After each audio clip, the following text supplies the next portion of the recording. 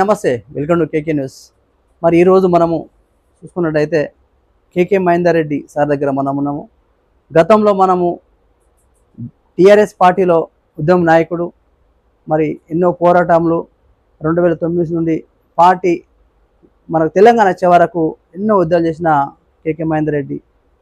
మరి ఆయనకు అన్యాయం అనేది ఈరోజు కేసీఆర్ ఫ్యామిలీ మనము చెప్పుకున్నట్టయితే మొదటి లైన్లో మన కేకే మహేందర్ రెడ్డి అన్నగారు.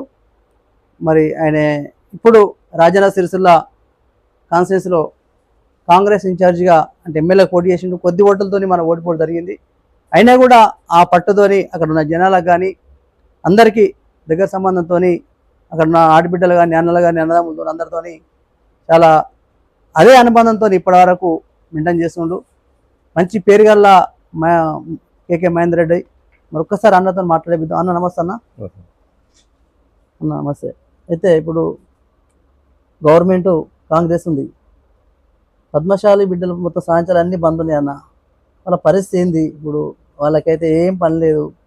మరి మీ గవర్నమెంట్ వాళ్ళకు 24 hours వర్క్ ఇష్టానికి మీ ద్వారా ఏం చేద్దాం అనుకుంటారు వాళ్ళకి?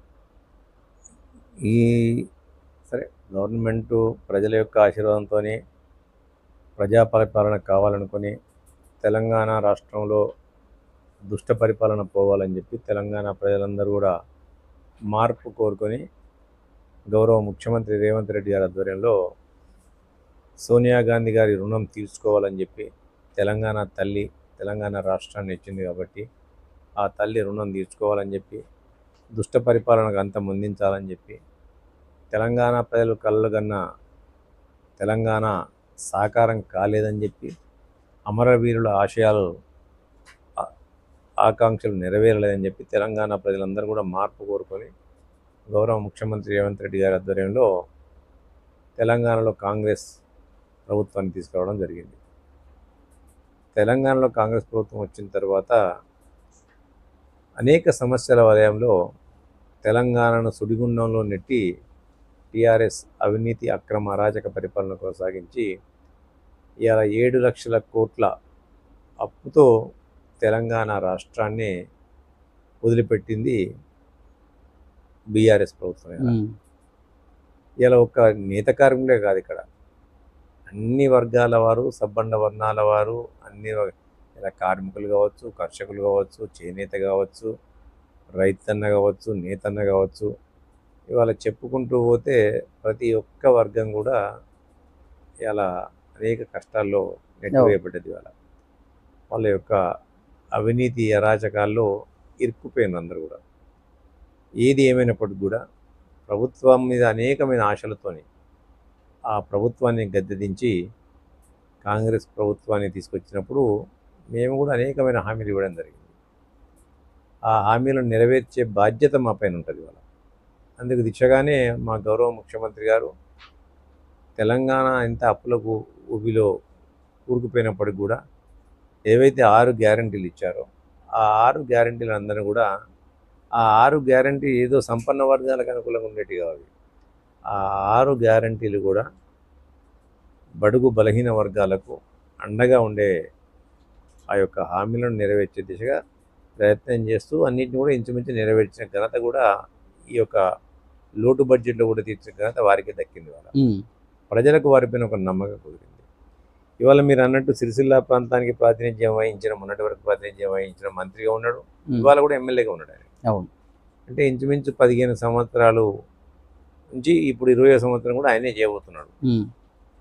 ఇక్కడ సిరిసిల్ల వస్త్ర పరిశ్రమ సంక్షోభంలో నెట్టబడి వేయడానికి కారణము అది కేసీఆర్, కేటీఆర్, బీఆర్ఎస్ ప్రభుత్వం చెప్పక తప్పదు. వాళ్ళ యొక్క దూరదృష్టి లేకుండా లోపభూయిష్టమైన విధానాలతోని, ఓటు బ్యాంకు రాజకీయాలతోని వాళ్ళు ఆ యొక్క పరిశ్రమను తమ వైపు వాడుకున్నారు. ఓటు బ్యాంకు రాజకీయాలకు వాడుకున్నారు. ఇవాళ ఏదైనా ఒక పరిశ్రమ 10 కాలాల పాటు వర్ధిల్లాలంటే, 10 కాలాల పాటు కొనసాగాలంటే, భావితరాలకు ముందుకు పోవాలంటే పరిశ్రమను నడిపించాలి. అవును, పరిశ్రమను వాళ్ళ ఓటు బ్యాంకు రాజకీయంగా మార్చుకొని ఇవాళ ఈ మోడర్న్ ప్రపంచంలో దాన్ని వాటితో కాంపిటీట్ అయ్యే దిశగా అక్కడ ఉన్న పనిని తీర్చిదిద్దాలి. కానీ ఎంతసేపు మూస పద్ధతిలో వాళ్ళు ఒక మూసకు అలవాటు చేసి ఓటు బ్యాంకు రాజకీయాలు చుట్టుకున్నారు ఇవాళ. ఇంకోటి, బంగారు తెలంగాణ అని చెప్పుకుంటూ పోయి బతుకమ్మ చీరల పేరు మీద సిరిసిల్ల పద్మశాలిల బతుకులు ఆగం చేసి బజారు పాలు చేసిన ఘనత కూడా వారికే దక్కింది. అలా బంగారు తెలంగాణ అన్నాడు, కానీ మన తెలంగాణ రాష్ట్రంలో 2022 సంవత్సరానికి, 23 సంవత్సరానికి, 23-24 సంవత్సరానికి కూడా బతుకమ్మ చీరల బకాయిలు తీర్చలేదు. బతుకమ్మ చీరల బకాయిలు ఒక సిరిసిల్ల టౌన్కే 225 కోట్ల రూపాయలు బకాయి, బిల్లు పాస్ అయిందట, 225 కోట్ల రూపాయలు బకాయి పెట్టి ఎలక్షన్లలో ఆయనకు నాకు గెలిపేయకుంటే మీకు ఓట్లు వేయను అని చెప్పి బెదిరించి వాళ్ళను ఓటు బ్యాంకు రాజకీయాలకు మలుపుకోవడం అనేది వాస్తవం. ఇవాళ ఎందుకంటే ఎక్కడ చూసినా తెలిసిపోతుంది ఇవాళ. వాళ్ళు కూడా భయానికి లోపం, ఎందుకంటే వాళ్ళు 6 కాలం కష్టపడి చెమటోడ్చి కష్టపడి పెట్టుబడి పెట్టి చీరలు నేర్చింది. వాళ్ళ డబ్బులు రావాలి, మరి వాళ్ళ ఆర్థిక పరిస్థితి కుదేలైతే ఆత్మహత్య చేయడం తప్ప ఇంకోటి ఉండదు.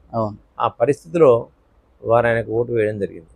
ఏది ఏమైనప్పటికీ కూడా మమ్మల్ని ఓడగొట్టిన కక్ష మాకు లేదు. ప్రజాస్వామ్యంలో ఓటు వాళ్ళ యొక్క ఇష్ట ప్రకారం వాళ్ళు వేసుకోవచ్చు. ఇది అయినా మా బాధ్యత. ఆ బాధ్యతగా మేము తీసుకొని ఇంచుమించు ఇప్పటి వరకు మేము ప్రభుత్వంలోకి వచ్చి 4 నెలలు అయింది, 4 నెలలు దాటైంది అంతే. అయినప్పటికీ మేము ఇప్పటివరకు ఒక 109 కోట్ల రూపాయలు కూడా రిలీజ్ చేయడం జరిగింది. బతుకమ్మ చీరలు ఇవ్వమని చెప్పి ముఖ్యమంత్రి గారు కరాకని చెప్పిండ్రు ఇవాళ. చెప్పి కూడా వాళ్లకు శాశ్వత ఉపాధి కలపాలని చెప్పి. థ్యాంక్ యూ అన్న. చూసాం కదా మరి ఈరోజు కేకే మహేందర్ రెడ్డి మరి ఎంత ఓపిక కొద్దీ మనం అడిగిన క్వశ్చన్కు చాలా బ్రహ్మాండంగా ఆన్సర్ ఇచ్చిండు. తెలియక ఏదేదో మాట్లాడుతుంటారు తెలంగాణ ప్రజలరా, ఇది పరిస్థితి. కాబట్టి అన్న ఎంతో బిజీ ఉండు కూడా మనకు సమయం ఇచ్చిండు. చాలా థ్యాంక్స్ అన్న, చాలా థ్యాంక్స్.